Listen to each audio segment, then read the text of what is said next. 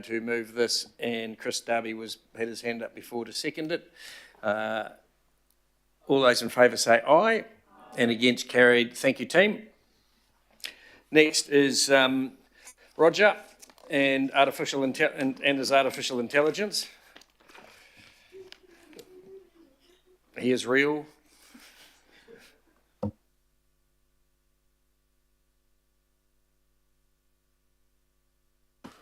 Good afternoon. For those that don't know me, I'm Roger Jones. I head up the technology in Auckland Transport, and I'm accompanied today by Paul on my left, who heads up our development shop, and Tony on my right, who's our artificial intelligence guy. And I think we've got a presentation. Hopefully that can be put up. Otherwise, it's going to be a log session. And I'll just add that I asked for this because it was presented at a board meeting, and I was intrigued. So the first thing is, most of what we do in Auckland Transport involves technology and everything. That's the sales pitch. That's why I'm here. All right, promote myself and my team. So just a quick slide on that. But I think the first thing is, when we talk about artificial intelligence, there's been a lot in the paper over the last, and the media over the last sort of 6 months around generative AI. It's just important to sort of reflect on what we mean by artificial intelligence and the fact that it's actually been around for a very long time. So it started in the 1950s, and it's still going. And generative AI is just another form of artificial intelligence. So therefore, it will come as no surprise to you that we actually have been working in Auckland Transport on artificial intelligence for a number of years. It probably sails underneath the radar a little bit. There's just some global trends around what's happening, and this is courtesy of Hewlett-Packard Enterprise. But it's 75% of budgets now will have something to do with artificial intelligence. There's very few applications now that are coming out that don't have artificial intelligence involved in them somewhere along the line, or that come with an artificial intelligence package. So, no, not surprising, organisations are starting to use it both for their own efficiency, but also being aware that the public have access to these, and so there's nothing to stop them from running an AI engine over a website and seeing what's there in terms of data, and finding out things that would normally be hard to find, but it makes it really, really easy to find. All right, so, and I guess that's where what's happening now is with generative AI is you don't need people who understand technology. You can ask it in English language what you want. We'll go back. What's happening in a specific place, or find me some information about this, or give me a template, or find me some pictures, and it will search either the web or your own company data, and it will generate information. Now, what you do with that information, and whether it's correct or not, is open to interpretation. The web is full of lots of information, and the States is full of it, that is wrong. So just because you ask the question doesn't mean it's right. Now I want to go forward, it doesn't want to. So it's already used widely, globally, in public transport, and I'm not going to go through this slide, but it is used across the transport organisation in all parts of our business, and it's going to grow. It's going to continue to grow, and it will grow across the council family as well. And we're going to outline just a few things that we have been doing in transport, where we use it and how we use it.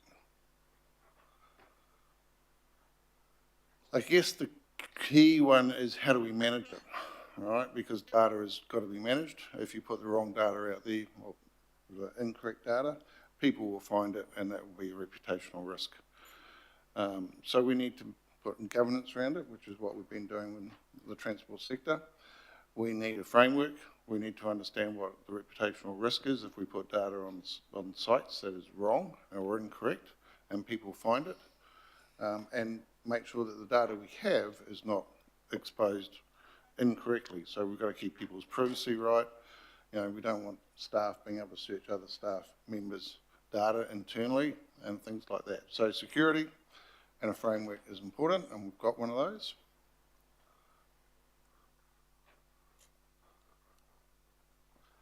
So one of the options we're doing, which is a really exciting one, is we're working with 3 different companies, and we're exploring what is a global issue, which is, for those that don't know, Customs Street at peak hour has about 6 or 7 traffic lights, and it's very heavily congested. And how do you keep the traffic lights in synchronisation? How do you maximise the throughput of buses and vehicles, as well as pedestrians crossing the road? And we've got buses coming in on the side road as well. So this has been recognised now as an issue that is globally a problem. So we're working with Google, Microsoft and Hewlett-Packard Enterprise to try and get them to help solve it. All 3 companies are coming to the party with hard cash and their technical resources to help us. So that's one of the big ones that we're working on at the moment to try and improve it. And if we can improve that bit, we will be able to improve other parts of the city as well. And obviously it will be a model that can be used in other cities. But that's probably one of the big ones. We're lucky, we've got all the data. We've got all our traffic light data, we've got CCTV data, we've got pedestrian count data. We are very data rich, and that's why the organisations are very keen to work with us on it, because they don't have to go and build the data sets. Internally, we are using a lot of Microsoft product, so we're using what they call their co-pilots, which come with their products now. And we're using that, we've done some pilots internally, and we're rolling it out slowly, taking into account the governance, but we're trying to increase our efficiency of how we work internally. So we're using this across things like our CRM, where people, customers complain and we log all those complaints. We're trying to use AI across that to help us see insights into data that you might not be able to see unless someone hard-coded it into the old query that some techo would do, and if you ask them nicely. Now you can do it, and staff can do it themselves and ask those questions and get insights. So we do get efficiencies. It's not hard cash, but it is staff efficiency time, all right? It is also very useful, and I give the example, I don't write the nicest emails sometimes, but if I use Copilot, it is very friendly, and I have had people come up and say, you're all right, it's just too friendly. So it is very useful at adjusting the tone of emails and letters and things like that into a more positive approach. Now, hopefully this will play. Was it only just... It's been only 23 months since the launch of ChatGPT. And in that time, we have seen organizations making enormous progress in terms of preparing their data and their workforce. And in some cases, it's actually the public sector leading the way. One great example is Auckland Transport. Now, they're legislatively required to answer questions from you, the public. Previously, the questions hit their call center queue. Now, the system would then engage different departments to answer the question. But the information, of course, was scattered across the organization in different systems and documents. And to vastly cut down on the time it takes to answer the public's questions and to simplify their process, the DNA team created a generative AI conversational interface to all of these documents, as well as to a 5-year history of the responses that they had made to the public. And they made this available to their internal chatbot for their frontline workers to offer a great customer experience, great experience to the public. Now, that's impact, and that's an outstanding example of collective intelligence in action. So that was at the keynote global conference of Gartner Research Group. That technology we have exposed to other government agencies and to the council, and it is being adopted by quite a few of those. So that's one where we led, and now lots of others are following.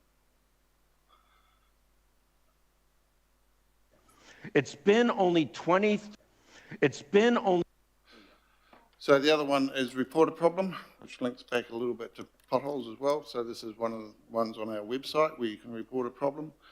Traditionally, you had to put quite verbose wording around what is the issue that you're trying to report.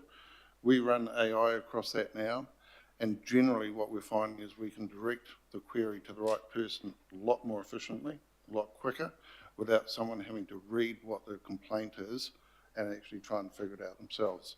So this is one that's been in, and yeah, we're getting really good success with getting the complaint to the right person as fast as we can. We've also got one on our website where we're trialling it. There's a little bit of a risk around this because obviously some of our website data may not be as accurate as what we want, but we're using it as a learning curve. So the more people that use it, there's a feedback form. It will help us to correct the data that's on our websites and give us feedback about how we can do it better. But it is giving people an English version. We hope to go multilingual before very long so that they'll be able to ask those queries in their native language.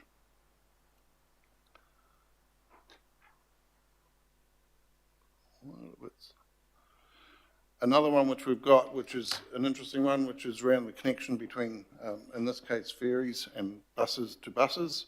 So if you're on a ferry and you're waiting to get the bus at the other end and the bus leaves just as the ferry's pulling up, it's quite annoying.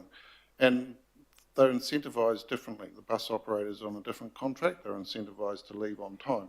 The ferry operator, if he's running late, there's sometimes not much you can do about it. So what we've done is built an AI engine that actually works out how many people, based on previous hop card history, are on the ferry, how many of those will get onto the bus, and then downstream, what's the bus patronage. So at 3 o'clock in the afternoon, if it's downstream, it's mainly children, maybe you don't hold the bus. But if it's 5 o'clock and it's mainly adults, you might hold the bus for a few minutes, and because the impact isn't so big on that demographic. So this makes a recommendation. It doesn't automatically say hold the bus, but it makes a recommendation as to whether the bus should wait or go on the ferry. And the next step is to obviously then try and advise the people on the ferry that the bus is either going to wait or it's not going to wait. But that's the next step. But that's quite a big one, and we use it, starting to use it now.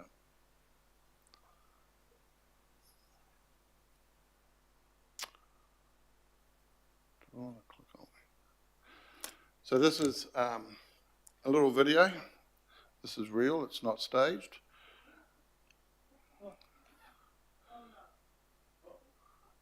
So this video here is Britomart, obviously, real situation.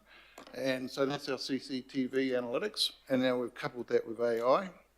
So as in the rail corridor and the underground stations and things, that now automatically triggers a station alert to the station staff that something's gone wrong.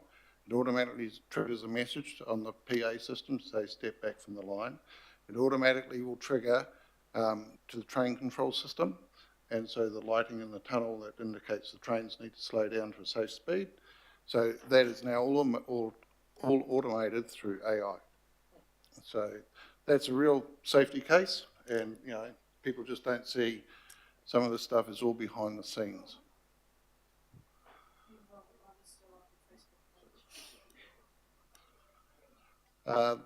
This is another one which you'll see.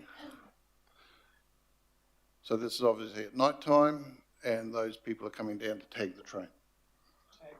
Yep, so they spray paint the side of the train, and in that situation the train driver has to decide whether he's going to continue or stop. And if he stops, then there's issues around fumes and safety of that from the spray paint. So again, that's something where train control automatically gets this alert now and can see what's happening on the train and talk to the driver and the staff on the train about what's happening. He stayed. He was fearful of moving the train because he wasn't sure where the people were. So this is a bit of, you know, self-assessment. We're on a journey. We're doing a lot. We have about 60 odd AI instances across transport. We've got a wealth more waiting to be done. That's a prioritisation process, but it's exciting times, and we're well down the journey. We're well regarded across the industry in this space, but it's useful to come out here and sort of show that this stuff is happening, but it's not that well known. This is the chatbot on our Every Interaction Counts. So that's helping our website to get better, and you've got the pack so you can read through the details on this one. And I guess the question for us is we're going to keep going, but we welcome ideas, and we welcome ideas from anybody. And if you've got ideas or opportunities for us, let us know and we'll put them on the list. But we are really open to what can we do better and faster using AI. So thank you very much, and I'll take any questions you've got. Thank you, Roger. Julie, did you have a question? Yep. Yeah, sorry, I do. This looks great. There is, though, issues with AI around the environmental impact of it. The fact that it uses a lot of water to cool data centres, a lot of electricity, and the link with fossil fuels. I noticed that's not mentioned in the climate impact statement. So I wondered, how is AT taking that into account in terms of inadvertently perhaps counteracting its own efforts in regards to climate? So in terms of climate around the IT stuff, what we're looking at is the latest generation of servers, which are a combination of water and oil cooled, which will last up to 10 years instead of traditional 3 to 5 years. You can get a lot more processing out of them. So, and the cost difference is not very much. So we're doing trials on that at the moment around getting into neutral data centres. So we're shifting from our legacy data centres to more modern environmental friendly data centres as we speak, and that will be finished by the end of next year. So we're constantly looking at how our tech can become more greener. We have green waste, so all of our old laptops and everything are all disposed of through a green process. So we're doing as much as we can. Thank you. I mean, there's a certain limitation to how much you can do given how energy, intensive the tech is. I would just be interested in general in us keeping an eye on that. Thanks. Thanks. Lotu? Kia ora, thank you. Thanks, team. My question is around, when we saw the video, the TED Talk type video, talking about how AI will perform functions that once were performed by the call centre, and I know this is a question asked worldwide. Do we have any projections on what effect this is going to have on our staffing, on the number of staff that we employ? How many people will this replace? How many jobs will be lost? The answer is yes and no. I mean, it's new tech, who knows, is the real answer. The way it's looked at the moment is you can't guarantee the answer, so you still need a human to think about some of this stuff. So it's going to help them do their job. They might be able to do more of it, but it's not going to replace people in the short term. The example they use is in the tech industry, you can reduce your testing time by about 30% by using automated tools, but you still need people to actually run it, make sure it's doing its job and things like that. So and that's why I say at the moment it's not cash savings, right? This is about improving efficiency, improving throughput at the moment, not about making people redundant. Yeah. If I just add to that a little bit, what it's doing as well, it's helping customers with those really repeatable questions. So how many CCTV cameras have you got? Really kind of set questions, and it's actually freeing up the contact centre for those better, higher cognitive conversations. So actually, what we're finding is the conversations I'm having with customers are much richer and helping with those really complex problems by not just getting rid of those repeatable, same where's my nearest hop retailer kind of thing. So it's actually in a way helping to really engage with customers much better. Thank you. Thanks, Chair. Ken? Thank you. How long has the AI been working with Report a Problem? We're in month 3 of the trial now, and it's on roughly 35% of all. Anybody can access it, but it's pushed to 35% of all AT mobile users, and that will increase as we get more confidence in the data. Oh, good, because I saw a presentation here which said that by board how many people had complained, and also that 40% are by the staff, and I thought I can match that figure, so I've been trying. There's a long way to go yet, I'm telling you. Thank you. Absolutely. Spend your weekends well, mate. Morris? Yeah, look, just a quick comment. I think it's fantastic what you guys are doing. I've had a good look at it. And AI comes into its own when you're dealing with hugely complex networks that a human being or even a group of human beings could never solve the issues right there and then. These machines can do billions of permutations and combinations and come up with optimal solutions that you just can't do as a human being, so it's really good. Can I just tell every one of you, if you've got a home PC with Microsoft Office on it, the little Copilot logo that's appearing, we still haven't got it enabled here on ours, but you can just do wonderful stuff with Copilot right now. Right now, if you had a PC, I'll give you a couple of examples. If you have a big data table on Excel, you can ask Copilot to give it a summary. It will produce graphs, tables, and even some written wording about what does this data show, what are the trends, what are the growth rates, and so on, right before your eyes without doing anything other than just say, analyse the data. If you've got a written document, like a Word document, you can say, please turn this into a PowerPoint. Bang, the PowerPoint is there with every sheet of PowerPoint with its heading, with its base, and you can then take that for a presentation straight from just words, Word document. That little Copilot, I've been a trial member for Microsoft for a while with Copilot. It literally will do anything you try to do on a computer, but it'll do it instantaneously rather than weeks or days of plotting to try and do a really good PowerPoint or a good graph or a good summary. Yeah, well, that's always been a problem for me, but never mind. All I want to tell you is this is coming in a speed. If you've been using ChatGPT for a while, that's fine, but I tell you, the whole what Copilot will do for you, and AT are right at the forefront there to be congratulated. I think it's just bloody marvellous. Thank you. That was a question. I'm sure it was, and you can see how he tells me he was the most popular Minister of Statistics ever with that enthusiasm. Richard? Thank you, and yeah, this going to ATOC over the years, you can see this improving and improving, so thanks heaps for it. The question is, does it measure people rather than vehicles? I see often we're letting 1 or 2 cars through when we've got about 15, well, maybe 6 or 7 buses lined up. So in there, you could have 700 people, technically, behind, being delayed by 1 or 2 cars. Down Customs Beach, sometimes you can have 5 or 6 cars blocking an intersection with about 10 buses behind, and that's, almost 1,000 people. So is there ways for the AI to be going, shoot, we've got to get all those people through before those 2 or 3 cars? The answer is yes. So that's part of the problem we're trying to solve with Customs Street, but it does differentiate between, buses and cars and bikes and things like that. Thank you. Okay, Mike. Thank you, Mr. Jones and colleagues. A very impressive presentation. I'd have to say that the IT department is one of the best performing units in the whole council group. So congratulations on your work regarding connectivity, intermode connectivity. I think that's absolutely vital.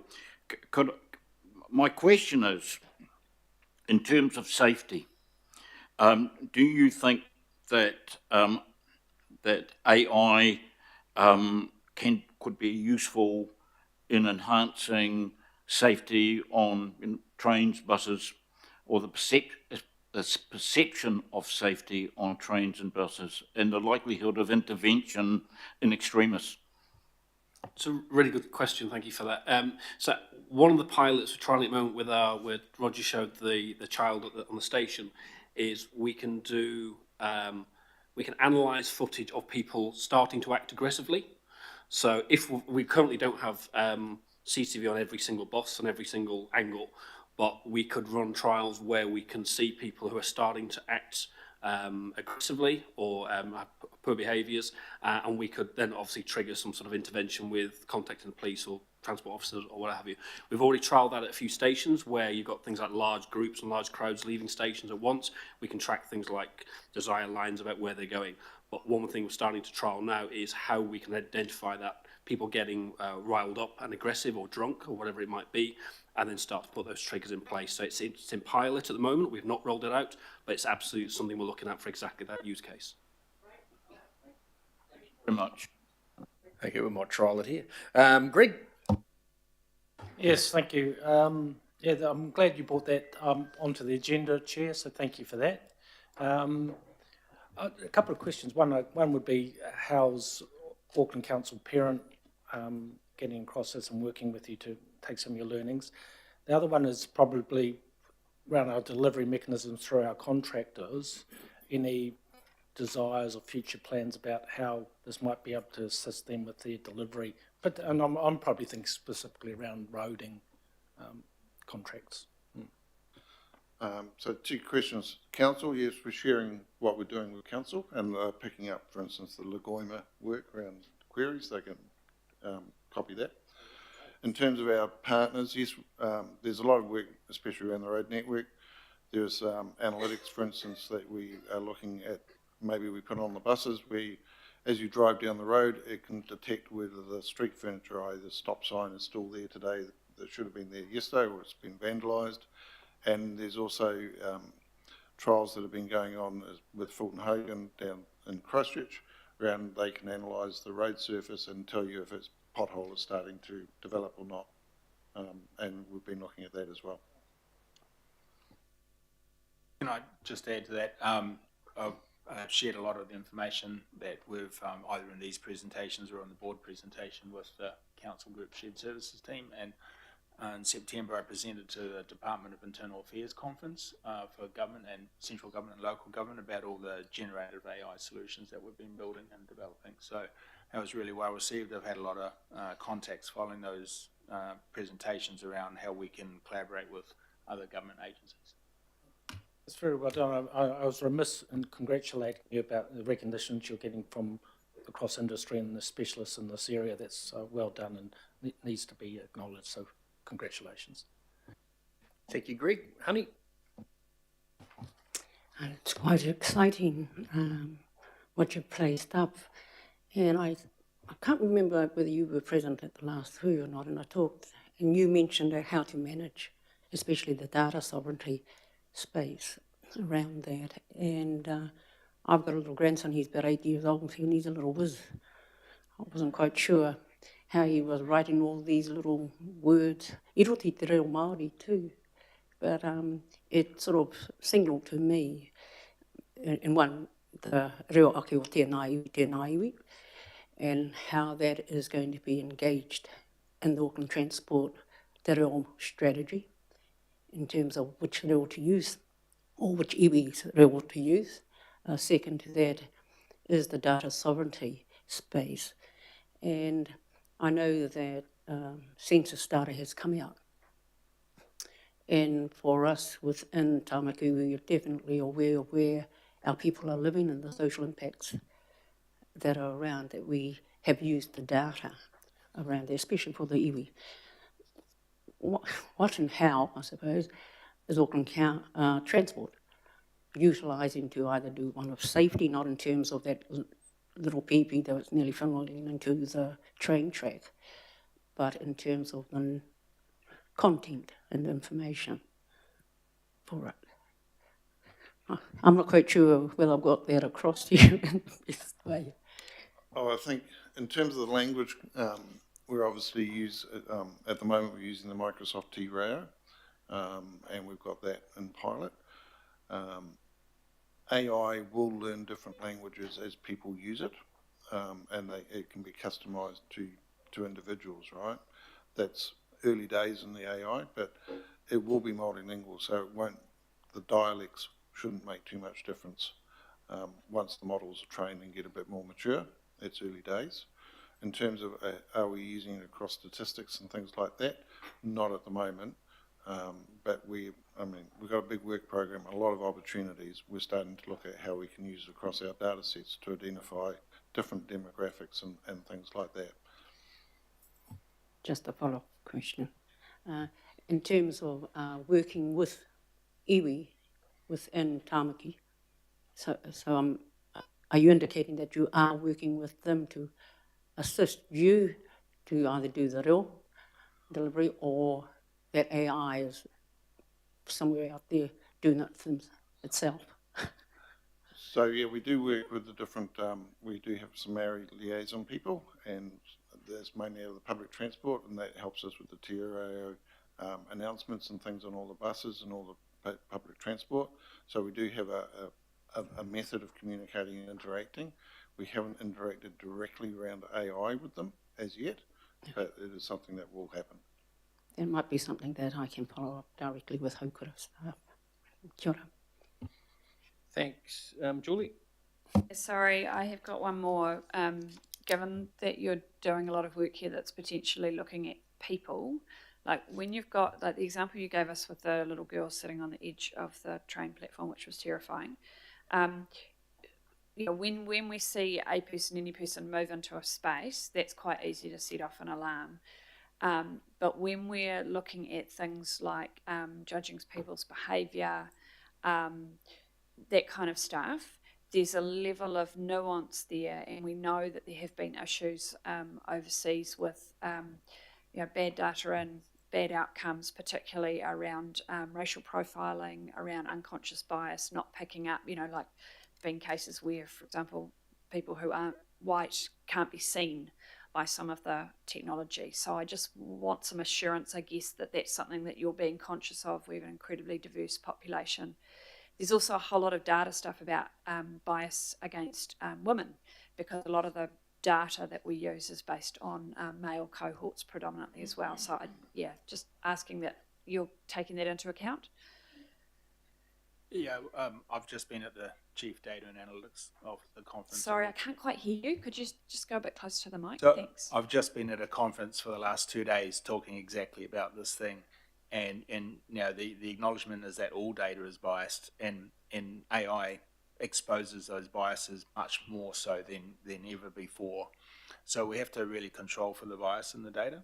And that example that you mentioned around black people not being able to be picked up on computer vision was actually referenced there. It's something that we're really conscious of. Part of the AI governance forum and our AI ethics approach is to recognise how we control for bias. And a lot of the discussion was data is biased. You just need to be able to mitigate against it using statistical techniques to make sure you've got representative data. Also be some advantage in having a conversation with some of the advisory panels about this as well. I think they'd have some really rich life experience that they could add to that conversation. Thanks, Chair. Okay, no further questions. Christine? I have a comment.